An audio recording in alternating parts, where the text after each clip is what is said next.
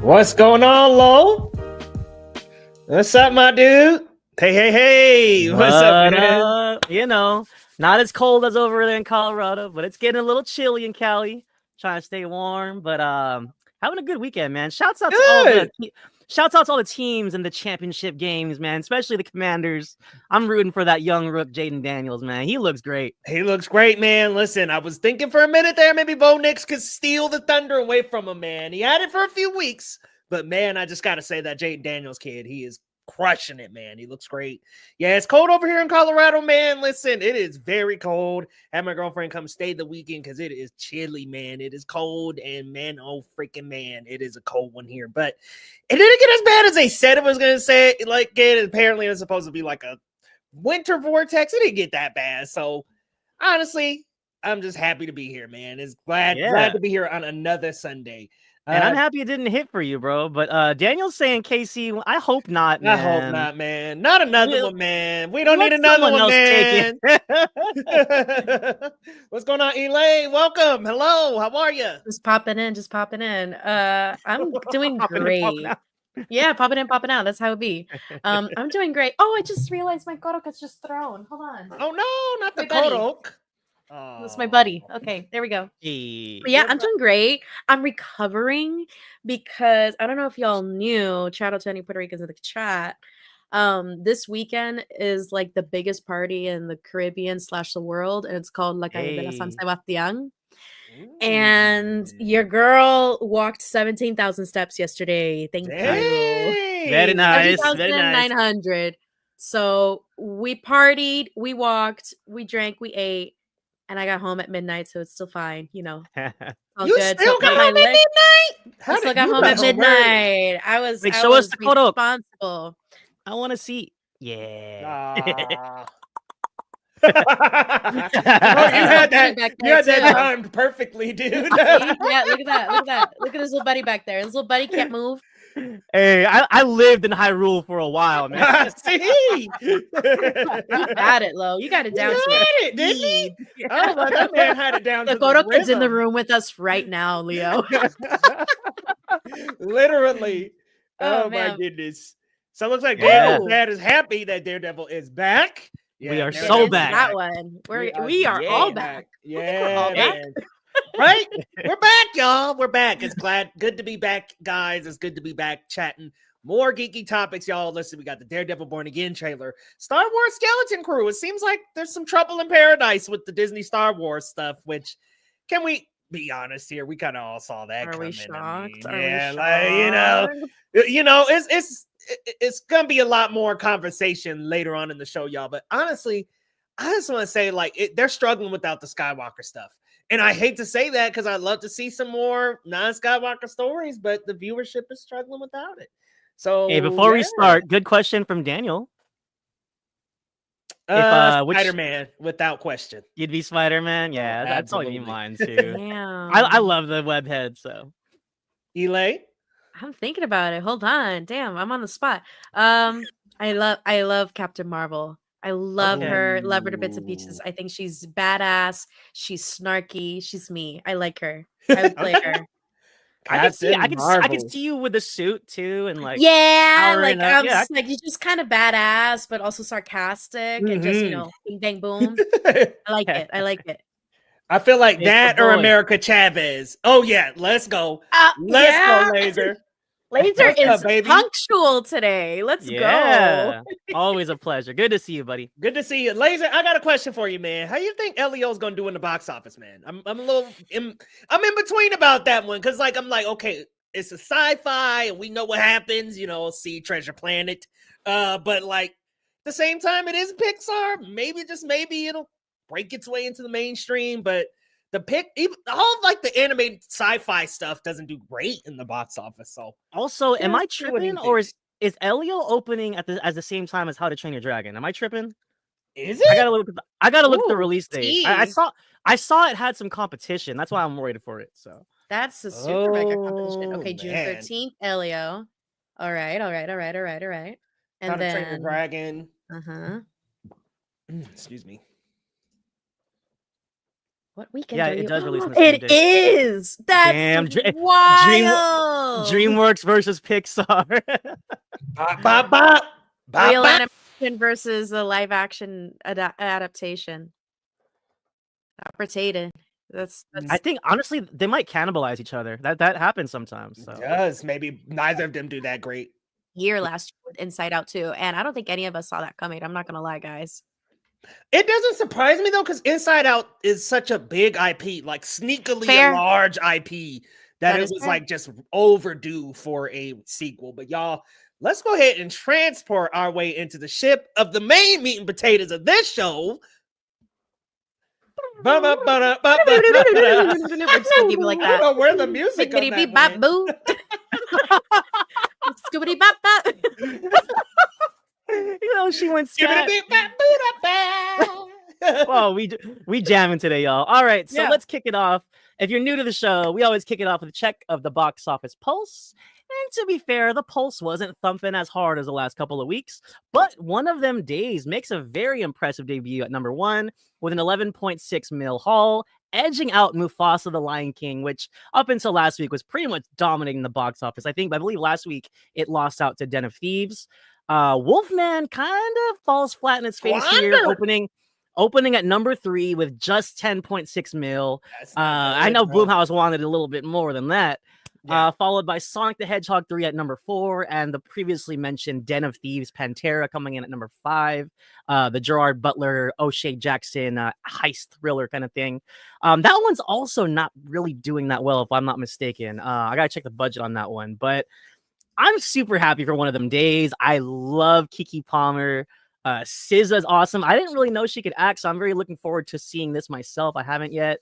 I love her songs though. You know, Susan missed the moment. You were just that's the jam, so good, bro. That's the jam. I just killed my ex. Anyways, Eli, what do you think about this? This is pretty big. I love it. I haven't seen One of Them Days yet, but I was recommended it like very passionately yesterday, so I'm definitely gonna see it this week. I am catching The Last Showgirl tomorrow night. I literally just squared that away. I'm really excited. But One of Them Days, I have heard such good word of mouth, and this is very exciting. Like, we know that January tends to be pretty slow for the box office, especially, you know, post Christmas. We got all these big hitters that we've been seeing for the past couple of weeks, and everyone, you know, turning out to the theaters. And I think things are just kind of, you know, mellowing out. Everyone's kind of getting back into school, back to work, and it's really nice to see a Black-led comedy just dominate right now, which is so incredible because it just opening weekend edged out Disney's big hitter. So I think that's really impressive, and I love that. Does he say this? He said Disney's in denial. Lord, come on, 5th weekend in a row. Lord, come on, man. Look at that 0.1, that 0.0, that 0.1 million there. Goodness gracious! No. Tarun says hi, Leo, and with that, let's. Hey, Tarun. What's your thoughts on the box office, bro? Hey, listen, guys, man, it's good to see a Black-led, female Black-led comedy. Yes, sir. Come in first place, and this is also produced by Issa Rae. So listen, nice. I'm happy. I'm glad to see that this could actually dominate over Mufasa. Now, Mufasa's had some legs, and you know that and Sonic 3 have had a couple weeks at the box office, so people have made their rounds. But it's nice to see that this is doing well. Listen, this is a movie that typically wouldn't do that well in a January battleground, especially coming off of the heels of Christmas, but it's doing well. I think Keke Palmer has some star power that I think a lot of us are maybe not quite speaking enough about. I mean, you got Nope, you got this, you got these movies that she appears in that just end up doing well, and it makes you think like, hey, I think she's got some ability to bring box office draw. Listen, man, I know people going to burn me at the stake for this one, but man, if Marvel don't get on the phone and make Keke Palmer rogue, I think that they are missing out on something special. I think Keke Palmer has so much charisma. With that southern twang. Man, I want it. Man, I'm on my knees. She would I be want perfect in the role. She's got so much charisma. She's got so much comedy just in her bag. Just like through her natural ability. Like, it's not even scripted, and you could just tell that she is just naturally incredibly funny. So, man, I'm happy to see it. Happy to see that January is not just the destructional ground that people say it is. Yeah, Kiki Palmer supremacy. Let's go. By the way, what's up, Ryan? He's actually part of our team cinema spot. Welcome, hey, welcome, Ryan. But yeah, it's a busy night tonight. We love to see it. Yeah, guys on. And it's great to see this do well. Sad about Wolfman though. You know, I wonder what people expected out of Wolfman because it got like a C-. Didn't do well at the box office. Like, what was it? Like, what do you guys think it was? Because I watched Wolfman. I liked it. I didn't quite love it, but I liked it. I didn't think it was like C- worthy. Lo, I know you saw it too. Do you think it's worthy of that? Honestly, I actually liked it as well. But what sucks is that I feel like the public in general, I don't think they knew what to make of it. It's not getting good word of mouth. And I feel bad because Invisible Man, in contrast, did really well. It did. But it looks like with this one, I think audiences are turning against Leigh Whannell a little bit, which is unfortunate because I think he's great. I think he's a great filmmaker. Because, do you think people thought it would be like a creature feature? Like, it's like, okay, the Wolfman comes out and it's time to tear things up. Like, do you think that's kind of what this movie advertises and it just doesn't quite give that? Because I saw the movie and I was thinking maybe it's because people went into this thinking, hey, the Wolfman's about to like terrorize this town. Like, you know what I mean? And like, yeah, we didn't quite get that. So maybe that's a turn off. I think it definitely subverts expectation. And Ryan actually brings up a good point. I think the script had some issues for sure. A little bit like a lot of characters were underdeveloped. And yeah, the ending, it's a little anticlimactic, if we're being honest. It's a little anticlimactic and kind of leaves you on like a weird note. So Eli, did you get to see The Wolfman? I haven't been able to catch it, but I know my brother, who's also like a film journalist, saw it, I think Thursday night, and he was like, Wolfman is mid. And I'm like, okay, well, damn. My brother is very Gen Z, by the way. Like, he will just text me. It is Borderlands shorthand that he texts me. So like he liked it, but I think it's that. I think people, for one, I love a creature feature. I love werewolf story movies. And with a movie that has the same name as the Benicio del Toro, Anthony Hopkins, like Wolfman movie from a couple of years ago, I think people go in with that expectation because I like that one, by the way. I love that one. That one, I know it also didn't do great at the box office, but I think it is an incredible movie. It is so campy. It's so fun. It has incredible actors. And it very much lives up to that kind of gothic creature title that it has. So violent too. It is delicious. So to have this one, from what I've seen in the trailers, to be more of a, like you said, Lo, just more of a subversive, just kind of using Wolfman as something a little bit more subtle, I suppose, and not really just kind of shying away from the full wolf on creature aspect of it all. I think that kind of turns people away. I don't know. I feel like once you have a title like that, there is a certain kind of marketing historical expectation, let's say. And I saw some people noted that there's an allegory on like possibly like domestic abuse, kind of like using the inner monster as a metaphor for domestic abuse. But what's interesting though is that there is some supernatural elements that are shown, and it kind of defeats the whole fable aspect of it if you do that. So it kind of contradicts itself in that way. But to that point though, I don't want to give any spoilers or anything, but there's like some elements that they did that I thought was really cool. Okay. Yeah. There was like some, like, we go into like wolf vision mode kind of. And it's kind of cool. Oof, and I did not like, admittedly. Oh, you didn't like that? Yeah, I don't know what happened on my webcam, but I did not like the wolf vision because it felt to me like everything else was so practical and it's the effects, and then it did that, and it kind of took me out. Like, I felt like there was a more practical way to approach that. I understand what it was trying to convey in that way. Yeah, but it just, I don't know. I didn't like the wolf vision. Interesting. All right. Interesting. Well, I liked it for when he was interacting with other people, like how they'd be saying something and then we go into wolf vision and we can't understand them. But I guess I can see how that would have come off that way for you. So interesting. Definitely interesting takes all around. I'm sure I'll catch it eventually, but I don't think I'm gonna be rushing to the theater for it because I have like a couple other things I want to get to. I want to get to one of the days. I want to get to The Last Show Girl. I got something to snack on at the theater. That's fair. Well, shouts out to Ming in the chat who forgot about the movie and didn't watch. I mean, I feel like the marketing campaign wasn't all that strong either. I don't know. I feel it just didn't make as much noise as other movies. I feel like One of Them Days has made a bit more buzz, at least in my algo. What's interesting too is I think minus the January dump, I heard Wolfman had a lot of issues. A lot of like issues production issues. Scenes. Yeah, and it also makes me wonder, right? Because I don't know if you guys remember, this was initially supposed to star Ryan Gosling. Yeah. And then somewhere in the production, he dropped out. Then they tapped Christopher Abbott, who honestly, by all means, he did fine. I thought he did. He put on a good fine, huh? You weren't wild, were you? But damn. I don't think it was his Ryan Gosling on this project. Well, yeah, that's tough. Look, I don't want to dump on the guy. I just feel like across the board, I don't think it's their fault. I think there is some script issues for sure, and it kind of hinders the performances in a way. So, because they can only do so much with what they got. So, Tyler's saying, ever since Twilight, people just don't like werewolves. I don't know, man. That's just bad marketing. That's just bad marketing. We love it. We need more. We need more Van Helsings. We need more Wolfmans. Come on, bring them back. I'm craving them. Please. Tyler said, if he has the right edible, he has wolf vision. Shit, that's me with Tenet, guys.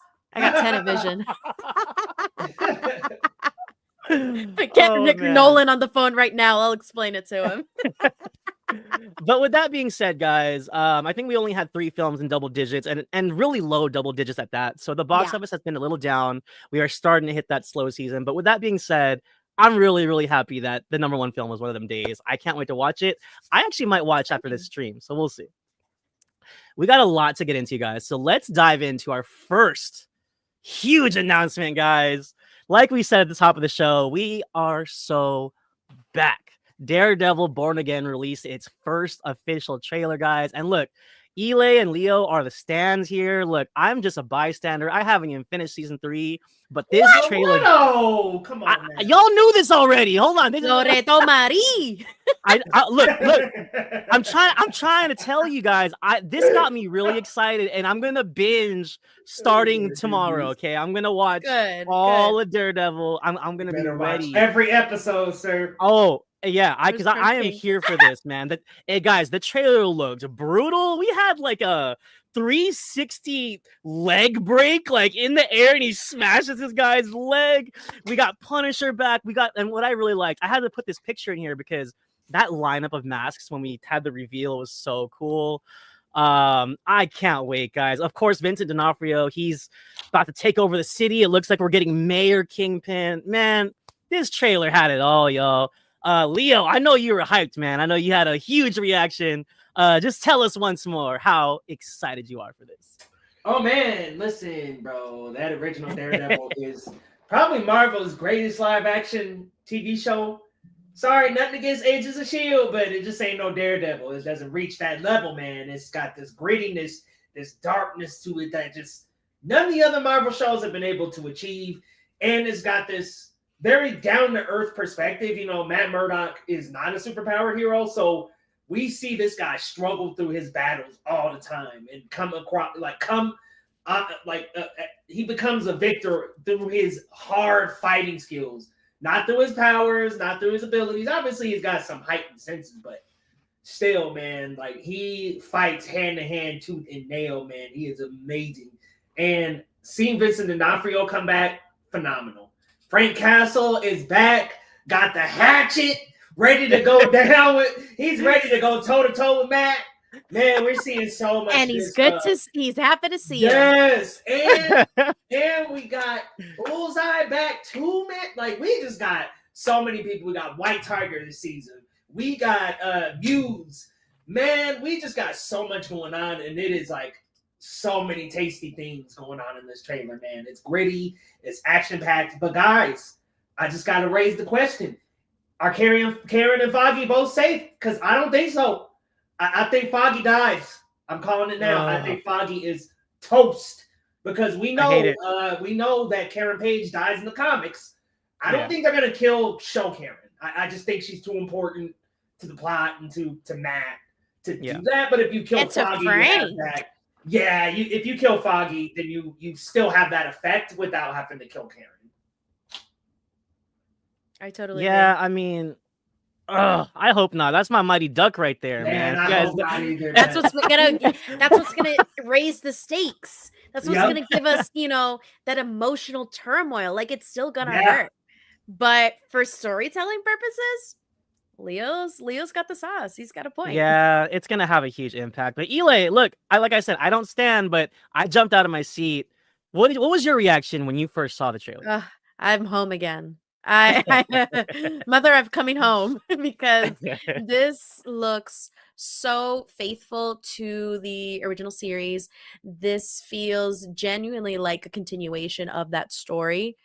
The characters feel authentic. They feel it's like no time has passed. It's like this was just a bad dream, and this was just a big break between seasons. It was just a big hiatus. And I think the reshoots that they had to do with this were worth it from what I've seen so far in the trailer. I think, going back to square one and back to basics with the story, I think was the right move.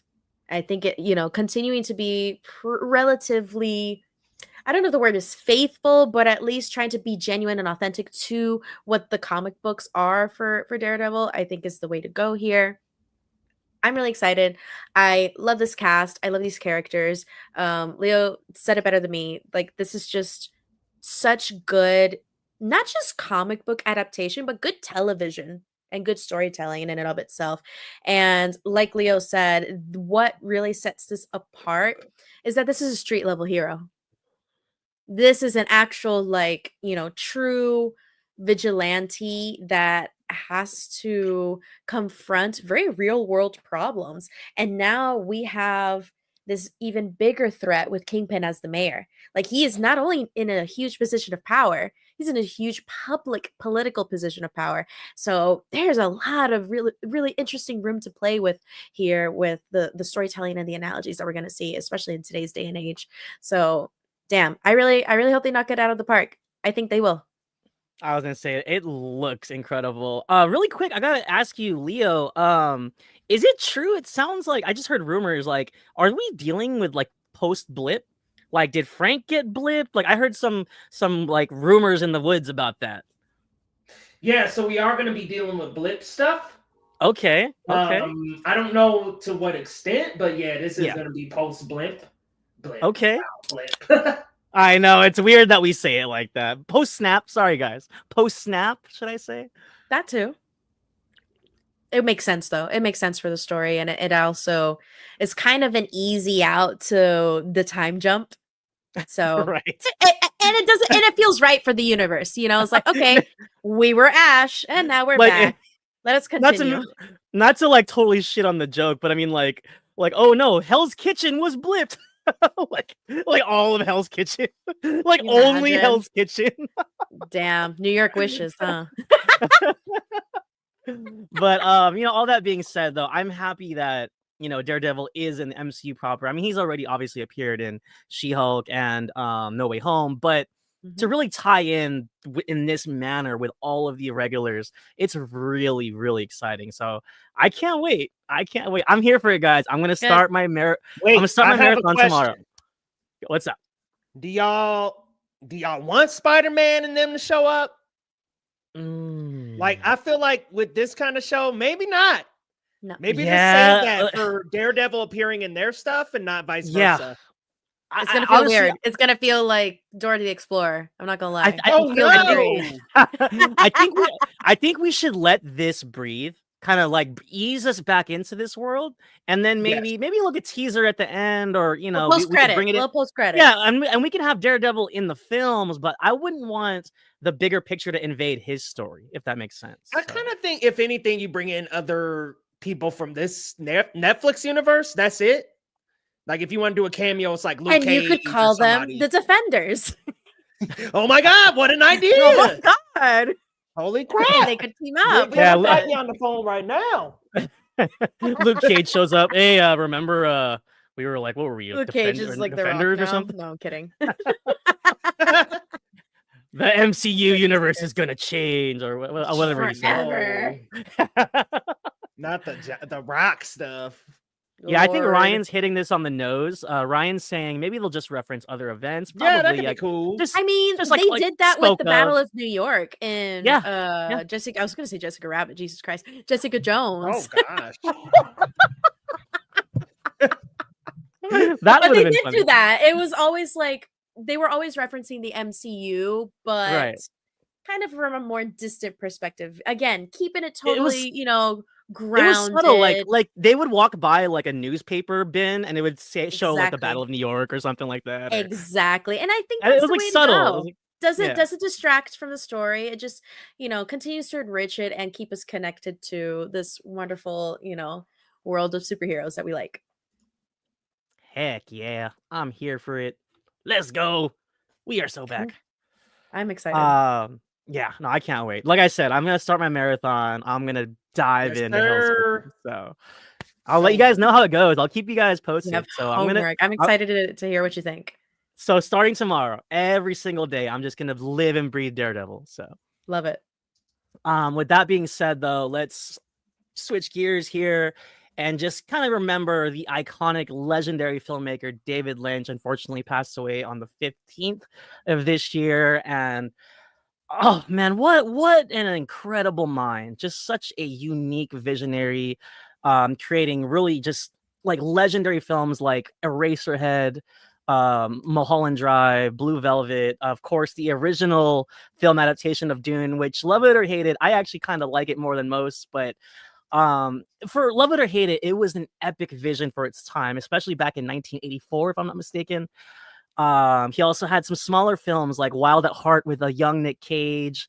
He had a Disney film, guys. He had a Disney film called The Straight Story, and it was just some guy on his farm, but I heard it's a wonderful picture. I haven't had a chance to see it yet, but yeah, it was a Disney film about a farmer, and it was directed by David Lynch. And he's also had the iconic Twin Peaks series, which a lot of people love, and he had one of my favorite cameos of the past 10 years. He appeared at the end of The Fabelmans as director John Ford, and I'm gonna be honest, like, he kind of stole the movie for me. Like, he did. That was the best scene of the movie, and it was because it really was. Wow. Where's the horizon? If it's in the middle, it's boring as shit. You know how many times I quoted that before it came out? Oh my God. I didn't care for The Fabelmans, but that scene was what the whole movie should have been for me. It was so magical. I think David Lynch was a once in a lifetime creative mind, and this is a really devastating loss for not just, the filmmaking industry, but just for artists in general. But I think his impact will continue to live on, is, not only through other directors, but through other artists across the board. Just, this is a guy who never shied away from being weird, from being eccentric, but not being an asshole. Just continue to be kind, and just everyone had nothing but good things to say about this guy on and off the set. And I think it's a type of person that I think we all should aspire to be. He's even like his own film term, because like you talk about certain surreal, dreamy films and you say Lynchian. Yeah, because that's how you reference that style. Yep. Leo, I know you're a pretty big fan, man. Just give us your thoughts and in our remembrance of him. Yeah, man, really sucks. I don't know if it was David Lynch or someone else. I swear it was David Lynch who just recently put out a YouTube video saying it was okay. But very sad to see that Yeah, he died, man. Such a prolific filmmaker who not only had amazing films himself across the board. I mean, Eraserhead, Mulholland Drive, Blue Velvet, Twin Peaks. I mean, those are some heavy hitters right there, man. Elephant Man. I haven't seen that one. I mean, Elephant Man. Oh, so yeah, I haven't seen that. My dad loves the Elephant Man. Oh, it's so good. And I agree with. I think it was you who said it, Low. I don't hate his Dune. Yeah, I think his Dune's all right. Yeah, I think David watchable. Lynch hated his Dune more than most people. I think so. I think he hated his. He was Dune very a lot. self-critical about it. Well, you know what it was too? It's not even so much that he hates the film. It's just the fact that the studio wouldn't let him get final cut. And it made him just dislike the project because at the end, like that version of the film that we saw wasn't his version. So that's what it was. Yeah. So the studio, a lot of interference on that, and then he kind of just was like over it. But so yeah, that's what happened.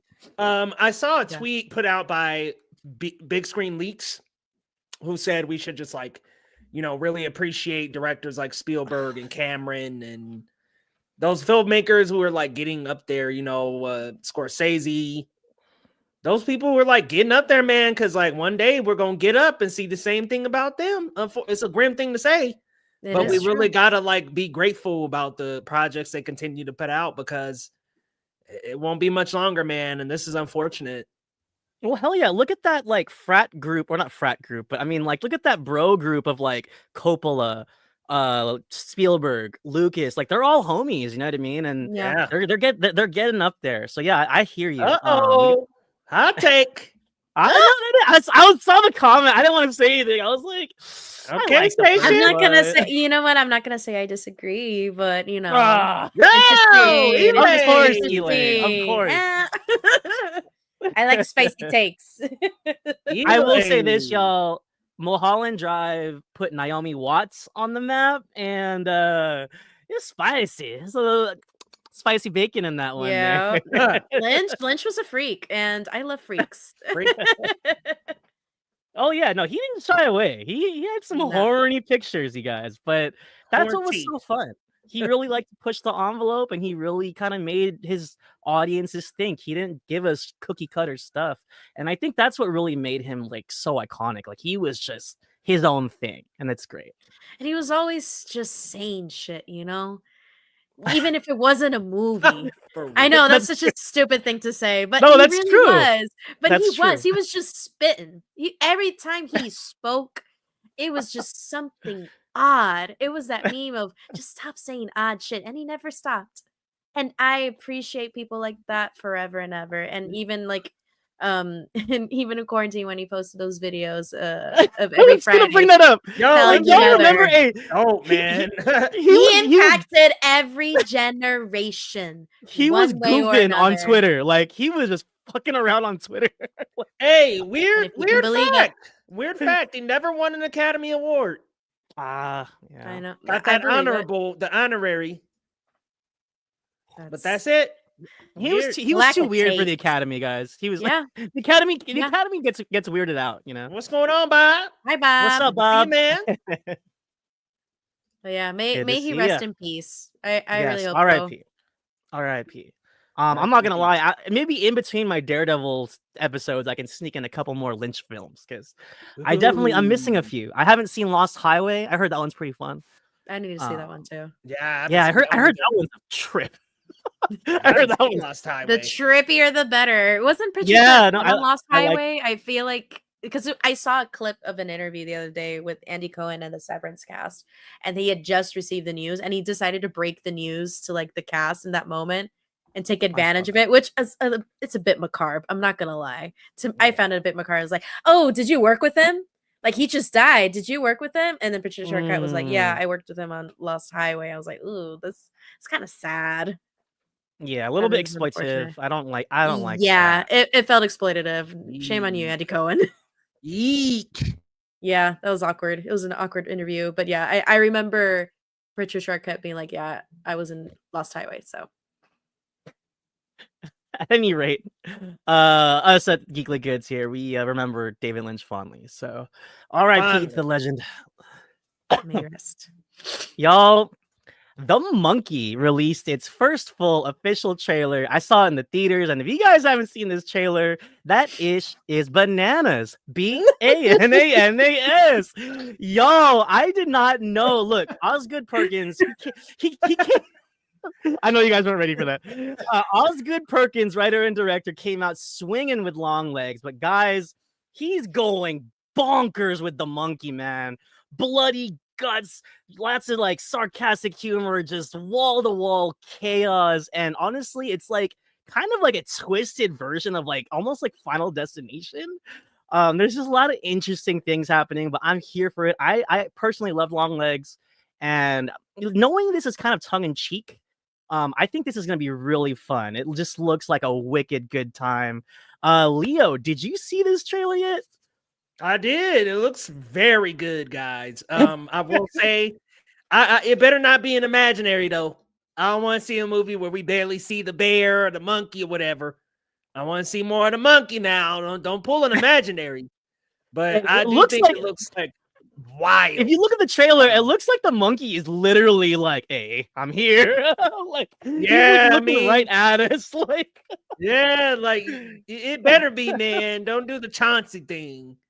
But I think it looks like just a good time, crazy. Like it's just gonna get bloody, gory, disgusting. The kills are gonna be outrageous. It just looks like, yeah, the director kind of had to like, run away with long legs, and now they said, all right, we're taking the leash off. Go ahead, and he's just going for it, man. Like it just seems like they were like, all right, the training wheels are off, man. Go for it. Yeah, and he's getting crazy. And I think he even mentioned, I saw an interview where he said he really wanted to push the envelope here, and he looks like he's going for it. So it looks like Eli, it. Eli, have you had a chance to see the trailer yet? I have, and it's giving adult goosebumps. Okay. I'm into it. I was not expecting. I think the most shocking thing was Theo James. I was unaware of his casting here. Yeah, I don't think I've seen Theo James in a horror flick. I think he's a good actor. Very interesting to see. Like, I wasn't expecting the comedic side to it, and just kind of I don't know. It's kind of giving slapstick horror, if that's a thing. Yeah. And I don't know. I'm into it. I like it. He was like, "Hey, you remember the monkey that like killed our family? You remember the monkey that tried to kill us?" Like, yeah, sure, why not? It's back. Why not? Why the hell not? And you know what? I'm into it. I think this is definitely, once again, pushing the genre forward. This beautiful, wonderful, versatile genre, and giving us just something fun and funky and just kooky. So I'm excited. I'm here for it. I can't wait, guys. I can't wait. And I think I don't know about you, Eli, but I believe this is releasing in early February, if I'm not mistaken, Leo. Yeah, I think this is like coming up pretty soon. Hold on, the monkey. Yeah, if I'm not mistaken, February 21st. Yes, sir. Oh, okay. So, shoot, it's like right on the money. A week after Captain America, though. So yeah, and this is going to be an interesting release. I wouldn't worry too much about horror. It really has its own like niche. Yeah. Yeah, horror has its own thing. I think it'll have enough audiences give them a choice, like want to watch something crazy or want to watch some Cap. Yeah. What's that? Valentine Hard Eyes might. Oh yeah, Hard Eyes too. Oh, that's another one. That is true. Yeah, that one's Spyglass though. I'm a little. Never mind. But you know what's? Yeah, and what sucks is what's his name? Devin Sawa is in it, who I love. So it's like. It's just I'm gonna go be seeing that one, but the next Scream, I'm not. No, ma'am. No, sir. Yeah. Honestly, it's kind of a bummer. Like, I guess the other half of the core forward, I don't know if they're getting cashed out, but they're coming back. They're back, man. So that was kind of odd. Giving cash grab. Yeah. Anyways, on to other things. We're gonna stay in the horror realm here, but this is a huge one, guys. So 28 years later, we've all been very hyped about it. We've talked about it on this show a couple of times, but here's some updates that just came out about 10 days ago. It is the first of a trilogy of films. Cillian Murphy won't appear in the first film. The internet was kind of in an uproar because they thought that he was this zombie over here. They thought that was his corpse, but close enough, guys. apparently Danny Boyle was like, "Oh, I didn't know people were gonna get so hung up on that zombie," and apparently he will also direct the third film. That ain't him, man. That's what he said. Thank God Cillian's not on the internet. Wait, Scout. that ain't Cillian right there, man. In the No. I'm mad. According to the director, that is not him. No, that's just the leftover practical effects. That's not cool, man. Back when he was eating an almond a day, they said, "Take your shirt off, bro. We're gonna get a couple extras." Terrible. This is what I see when the girls are like, I like a rat face guy, and that's what I see. Man, I thought him. No, they're lying, man. That gotta be him down there, don't it? You think it's an Andrew Garfield or No Way Home situation where they're just lying through their teeth? There's no way that ain't Cillian down there, man. They trying to hide from the spoilers, bro. You can't. He's fool like, me. yeah, That's Come Cillian's. on, Gum. What's funny is the the director mentioned he didn't realize people would get so hung up on that shot. But I think this is interesting, guys. So I wonder who's gonna do the second film. Maybe they tap Alex Garland to direct that one. I don't know. But Eli, what do you think about this? This is kind of a unexpected. I thought we were just getting the big comeback film, but apparently we're getting a trilogy. Well, they're committing to the bit. And I'm sure Cillian will appear in one of them. Come on, man. That has to be Cillian in the bottom right there. I'm sure he'll appear in one of them. I think it's interesting though, because like if they're planning a trilogy, I'm sure they're planning some kind of arc. I would hope, like, oh yeah, we want 28 years later, and then we'll do 28 centuries later, and then we'll do 28 eons later, and then we're just gonna get like this cyberpunk zombie world. You know, it's crazy, but hey, it's different than The Walking Dead. That's for effing sure. I was gonna say, I don't think they're gonna stretch out the title thing too much, but you know, I don't know. We'll see. I think it's a little ambitious. I just hope they don't bite off more than they can chew. Hobbit. Excuse me. Oh, and I whoa. This is coming from a Lord of the Rings fan. Oh, the Hobbit fell off. Say that for the camera. It fell off. What's his name? Thorin Oakenshield fell off of the horse on that one. So right in gold, that shitty CGI gold. Yeah, Legolas doing. I don't know what the hell he was doing. Moonwalking. Anyways. Leo, what are your thoughts on this like ambitious project? Like all of a sudden it got really a lot bigger. Yeah, no. I'm gonna just say it, man. I'm gonna be the big bad wolf. Nah, man, you can't tell me Cillian Murphy is coming back and then say, but not in the first one, guys. Nah, I'm mad as hell. I'm not. No, that's true. That's true. Like why betas? Because when we first heard about this, it was like, oh, Cillian Murphy's coming back. You know, Ray Fiennes, that Oscar, bro. That Oscar, and then thinking he's special. Yeah, and then all of a sudden it's like, actually, he's not gonna be in this movie. Like, wait, what? Like, well, hold on. Danny Boyle though has the credit for this next one, so I don't know why it says that he's only gonna direct the third, or is he just not gonna direct the second? I think he's not going to direct the second. He's going to direct the first and third. Man, here we go with some Rise of Skywalker BS, man. See, this is what y'all gotta get Ryan Johnson. Y'all set out on this journey to be like, let's do different directors, and then it's like, oh, great, the first and the third are great, but that second one, watch, there's gonna be some BS. Filmed on a Samsung instead of an iPhone. But see, guys, that's actually why I brought up the fact, like, I think it would make sense because Alex Garland is writing, so maybe just let him direct the second one versus like getting an outside director. Yeah, I think that would work, but I don't know. Man, I'm not. We're pushing it. We're pushing it, guys. Oh wait, hold on. That's Cillian down there, y'all. Now, are we enhancing? Stop the fibbing. That look like Cillian down there, man. It looks like him for sure. Let's see what the audience thinks. Yeah, and let us know in the chat, you guys. Where's Tyler? Chat, is this real? Well, he's not on the cast list of 28 years later. See, this is just.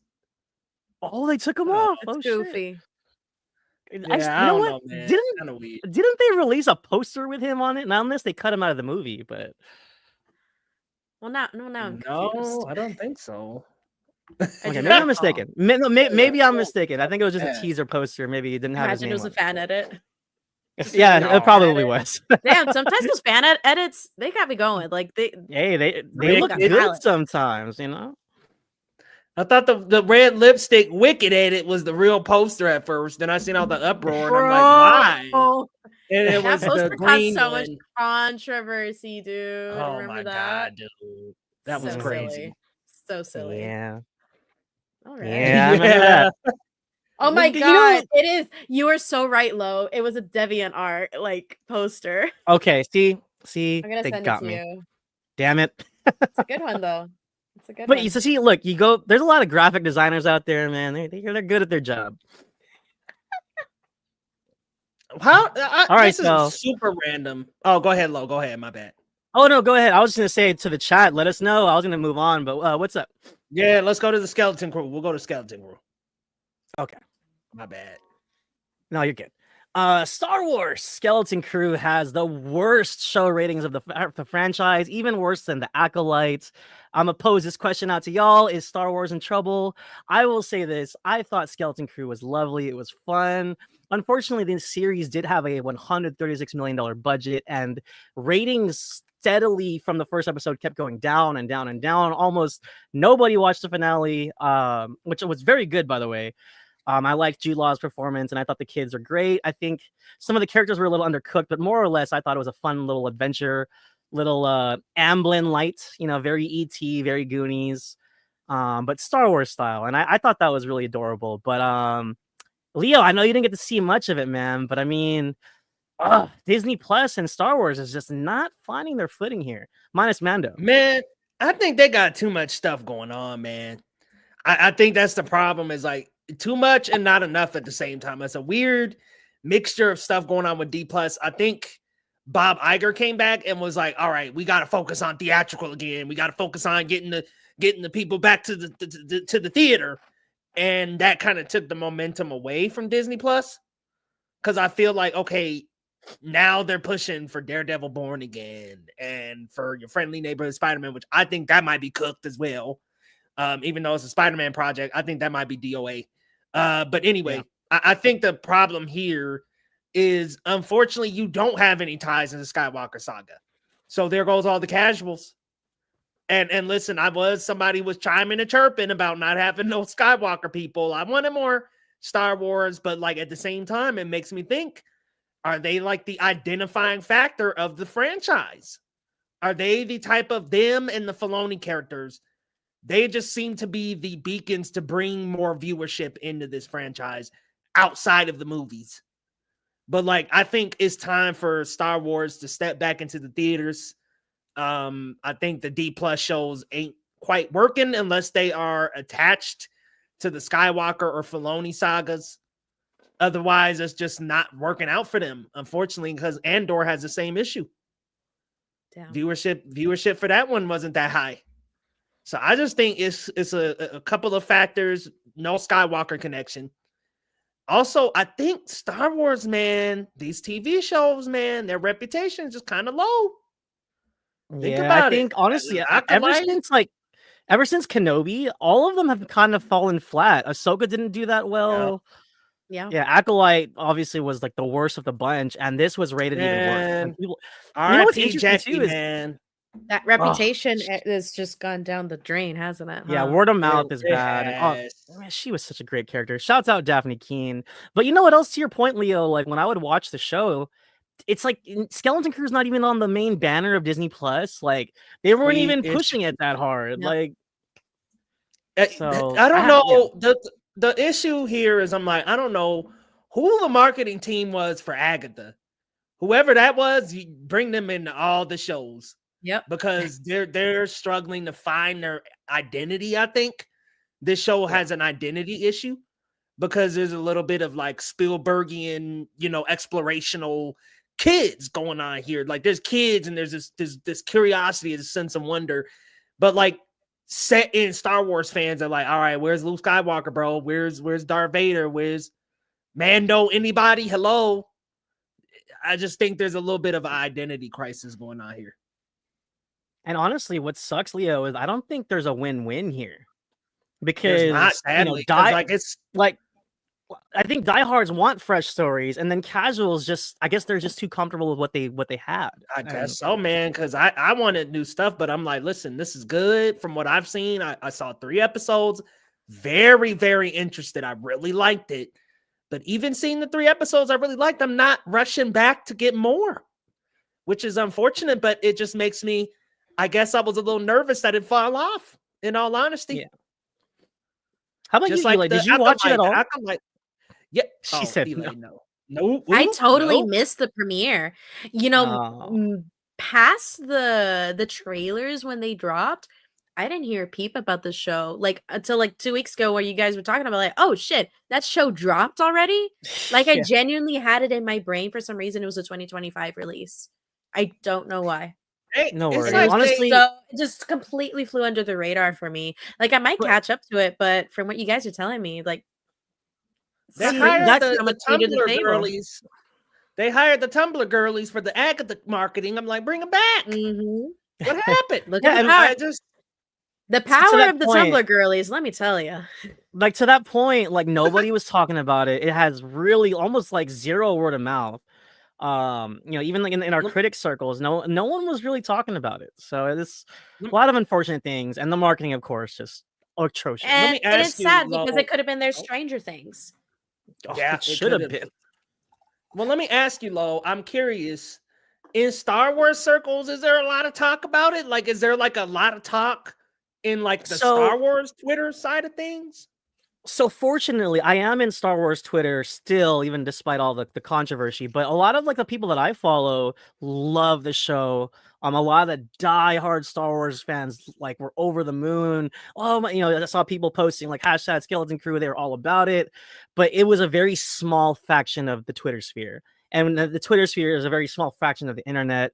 And I just don't think it really reached The that niche. level that it is very small audience. So I don't think it reached that level of word of mouth that it needed. What's up, Elliot? What up, Elliot? Man, Spider-Man 2 is great. Glad that you enjoyed it. Yeah, we got to be getting another one, man. We got to be getting a Spider-Man 3. But yeah, back to Skeleton Crew. There also was like no adequate marketing for this. Like I was like, I don't think I seen a trailer or nothing. Like I didn't see any marketing for this at all. I think it had like 0 TV spots. I didn't see it anywhere. Like it was just weird. I didn't even see a TikTok about it at all. Like any socials, like sponsor posts, nothing. Either I wasn't the target audience, which I usually am. Disney Plus, especially on Twitter, Disney Plus is constantly like buying ads on Twitter, and I never saw anything for Skeleton Crew, which was pretty crazy. I think after the lukewarm reception, let's say, with the Acolyte, they probably just wanted to get this one out and be done with it, which is kind of unfortunate for this project. Yeah, it's unfortunate, but I think you're right. Like, they're probably just washing their hands of it. Like, okay, exactly. Let's think, because like Mandalorian season 3 and Ahsoka came out, and Kenobi, and those did not do well. Then the Acolyte followed those 3, didn't do well. Like they got to be looking at the numbers and punching the numbers and like, all right, we got to just get this out on D+ and move on. Yeah, we got to get this out and move forward, because honestly, they're already looking forward to releasing movies Star Wars and movies again. They're already planning that out. This is just like, let's just get it out. About it for a hot minute too. Yeah. It makes me wonder how Andor season 2 is going to go, because that is coming out later this year, I believe. And the original Andor actually had positive word of mouth compared to the other shows. So more buzz for sure. Absolutely. So, God, I wonder, like, is all of this like negativity going to flow into the season 2 of Andor? Because I'm here for it, but I don't know who else is. So I think a missed opportunity here is the lack of a press tour that really made noise. Like you have the Stranger Things fandom, going back to that, and how those kid actors, were very charming and people fell in love with them. And they also had very charming interviews afterwards. And, it was a very, very fun press tour that made people fall in love, not only with the characters, but with those actors, and watching them grow up. And we didn't really see that. We didn't get a chance to see these kids kind of express themselves and make this show their own and be, have the platform for them to be proud of it and have fun interactions. I mean, hell, even Percy Jackson had a bigger press tour than this. And, that's another Disney Plus show that I think was pretty successful, considering that we're getting a season 2 very soon. To your point, Eli, I feel like Jude Law has enough star power. They should have did that harder. They should have pushed the. They should have had Jude Law, interviewing his own cast members and talking to them and talking about the process of working with kids. Because I don't think I don't really recall a movie where he's been surrounded by children. It's not like he was, in the kindergarten, whatever movie. Okay. I'm gonna say it. I'm gonna say it. If one of these kids was a huge character in The Mandalorian, oh yeah, this show would be booming, man. Let's just say one of the kids, let's just say the little main kid in the center here with the walkie-talkie. Shit, even the kid at the end of The Last Jedi who discovered he had the broom boy. The Force. Yeah, the broom boy. I think he's iconic. Broom boy is an icon, man. Will forever live down in Star Wars history. But I think if you had one of these kids just make an impact in Mandalorian, this would have been fucking fire, man. People would have been lined up, ready to watch the show. Man, he was great in The Mandalorian. I loved him. I'm glad that he finally gets a show. I think it is the lack of connection here, unfortunately, because just like Tyler said, Andor also had terrible viewership. Yeah, there's just no connection, and sadly, it seems like they kind of buried themselves with that. And it's a bummer too. I wanted to go back to this because Elliot's vibing with it. And it's almost anybody you talk to likes the show. It's just no one else is watching. It's not hitting the casual audience. Everyone that is watching it is liking it. And I think its critic score is positive. It's just that the viewership is low. And welcome to the chat, Kevin. He likes the series as well. And he thinks they'll bounce back. I hope so. I forgot about Ahsoka season 2, to be honest, but I mean, I don't think. I forgot just because Ahsoka just didn't hit as hard, and it made me forget. But we'll see. I fingers crossed, because I think as a fan, I need Star Wars to get back on the forefront of people's minds and people loving it again, because that's what it's about too. It's Star Wars is a community, and whether or not obviously there's the bad side of the community, but the good side, we need more stuff like this. So for sure. Elliot's echoing the statement. He's saying Andor and as Ahsoka need to be good. Yeah, and I think Mandu and Grogu, that's going to be huge. And I'm curious if that popularity will still be there. It's been how long now? And I can't remember what's the release date for this film. Is it the delay going to hurt the box office of that film? I think the Mandalorian craze is kind of fading. I'm not gonna lie, guys. I feel like the Mandalorian Prime was seasons 1 and 2, and that's it. I think that's all. Unless they come out again with this incredible press tour, and really, really aggressive marketing for Mando and Grogu. I think the thing that's gonna save it at the end of the day is Pedro Pascal. I think Pedro Pascal is going to turn that box office up. I'm going to keep it real, guys. I think Mando, unfortunately, the Luke Skywalker thing happened. Everybody nutted the pants. Luke Skywalker finally came back. Oh, my God. Yay, Luke is back. Yep. And then I think the momentum of the entire Star Wars TV verse just crashed. Yep. I don't think it's ever going to reach that height again.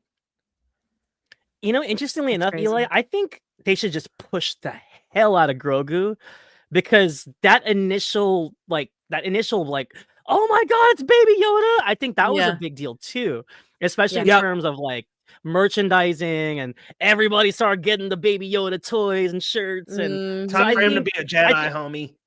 let Pedro do the talking, but they gotta push the hell out of Grogu. Exactly.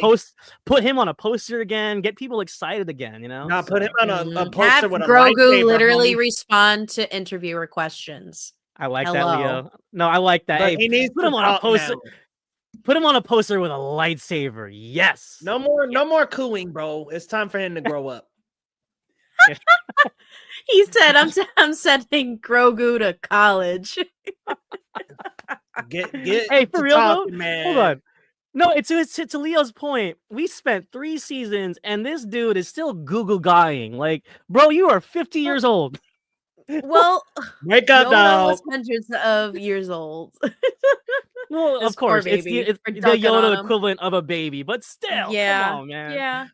He's got to that's say fair. something. Dada, Mando Dada. I don't know. Like, come on, man. You better be saying "May the Force be with you." Oh yeah. Goodness gracious! Well, what a time! What an that's interesting scape! What an interesting landscape! This is interesting. Kevin Feige and Kathleen Kennedy fighting over Pedro. Hey, for real though. Because he's Man, Mr. but Fantastic now. that He's Fantastic Mr. Four press Fantastic. tour is about to slap. I'm not Tyler, gonna lie, guys. That cast chemistry is gonna be off the charts. look, I know he's supposed to be a baby, but man, you could have said something. Stop that cooing, man. Goo goo gaga.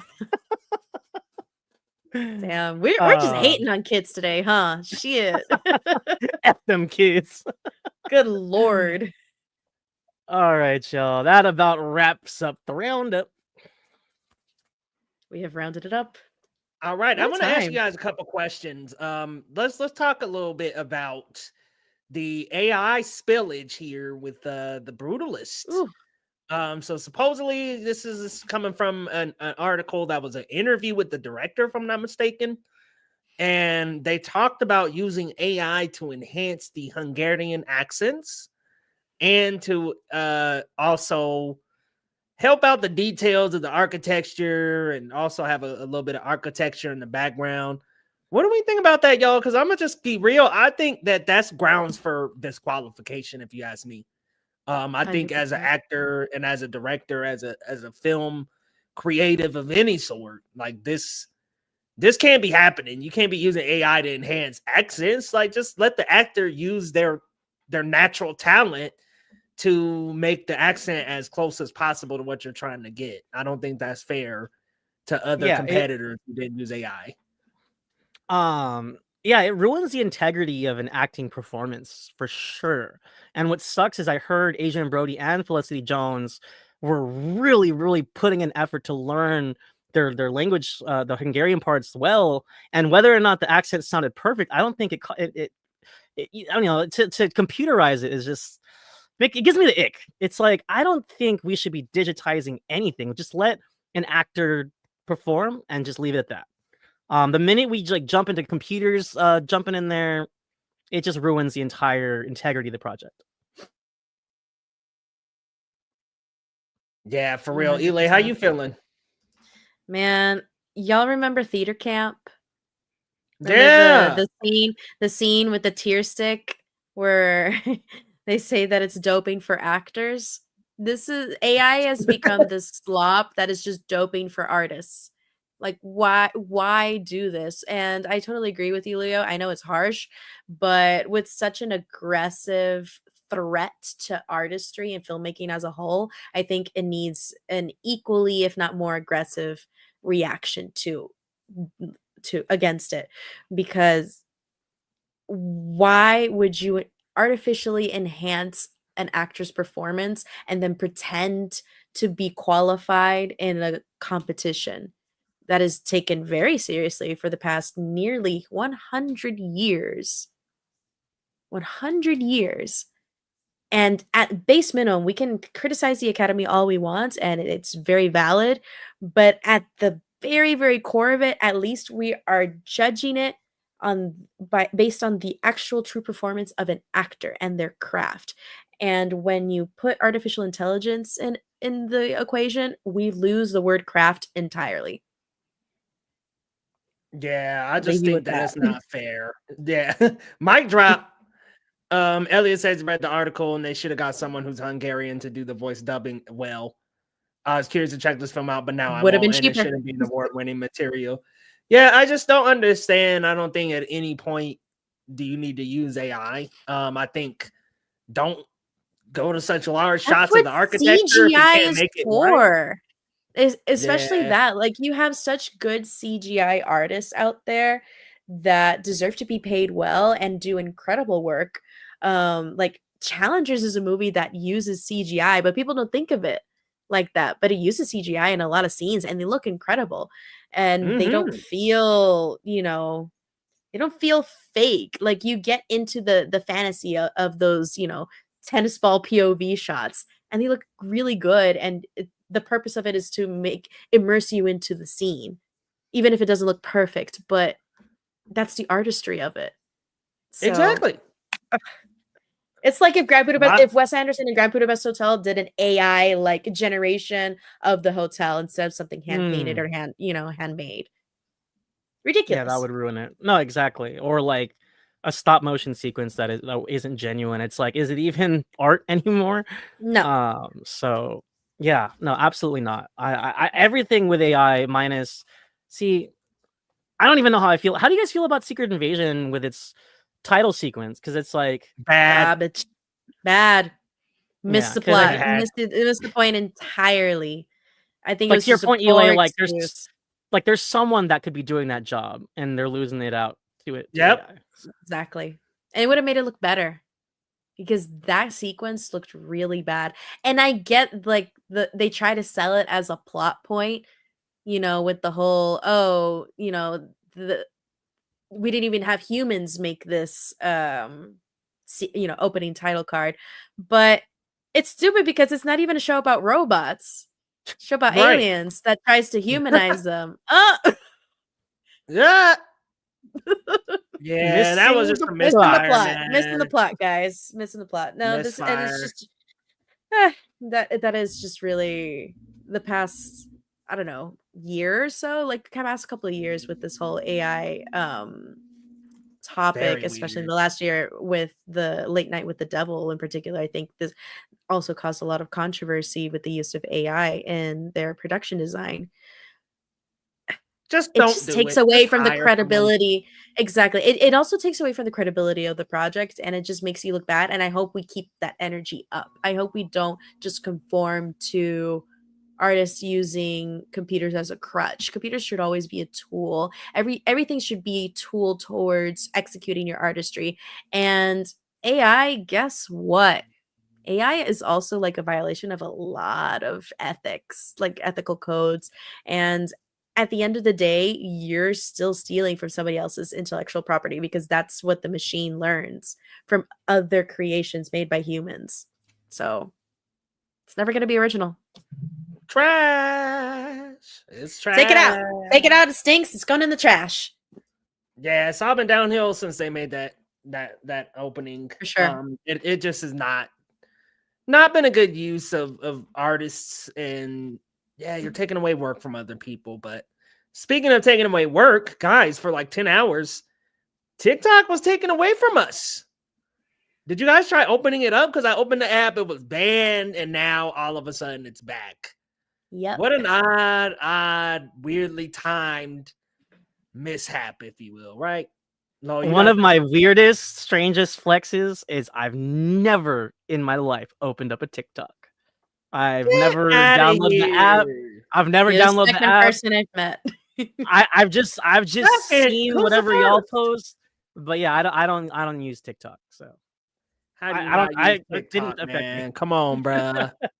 Come on, Lo. You ain't on Film Talk? I'm not at all. Yeah, I only have the bandwidth for Twitter, and even then, fair enough. Sometimes not. So yeah, sometimes not enough. As somebody who also works in social media and digital advertising, and just like you, Leo, like we're just chronically online with, Film Talk, Film Twitter, and our other niche interests. I love Broadway talk. I love all of my niche interests live in the TikTok algorithm, and that is just something that the sanitized Instagram algorithm doesn't provide for me.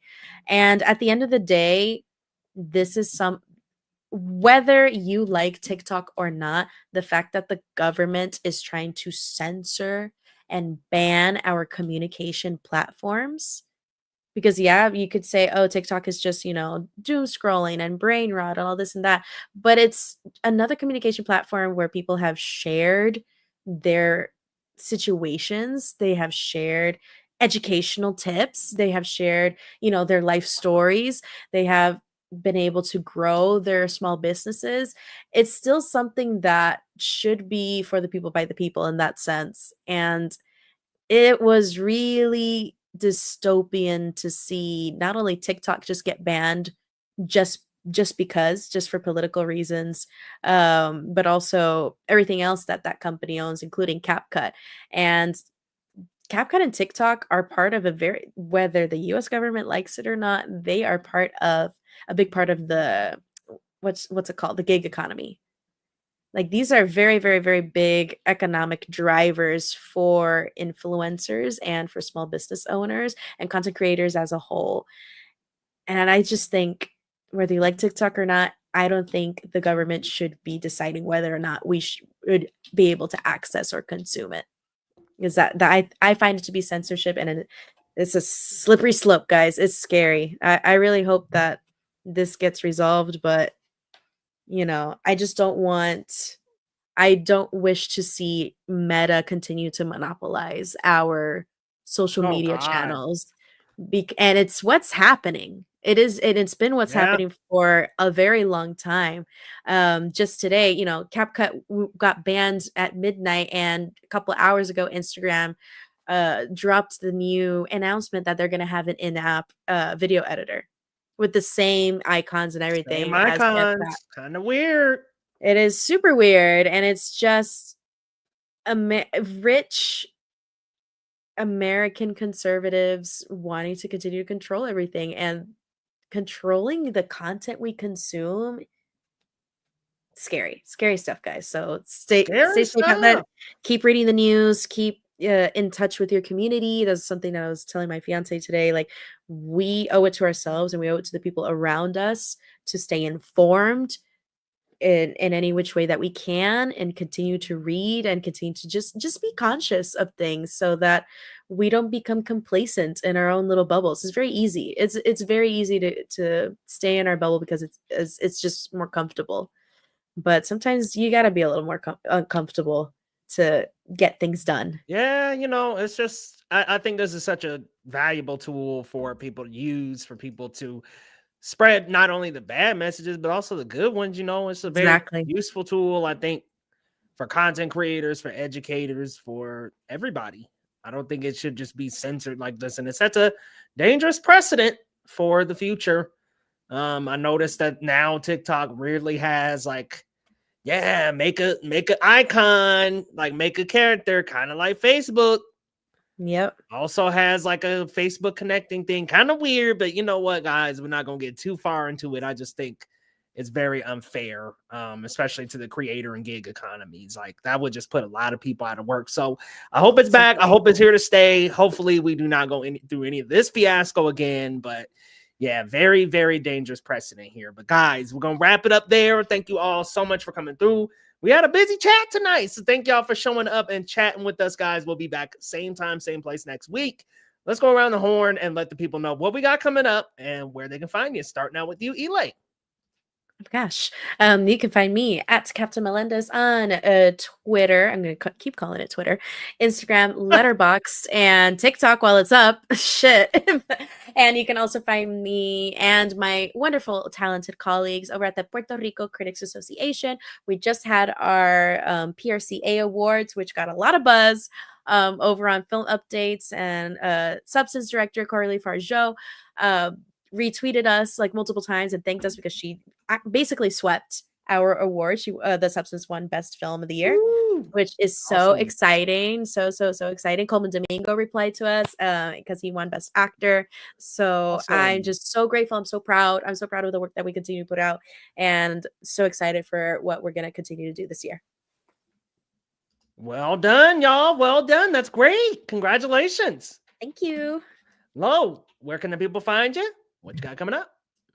You can follow me on Twitter or Letterboxd at Marcellus Durden. I am a proud critic, writer, editor for the Cinema Spot.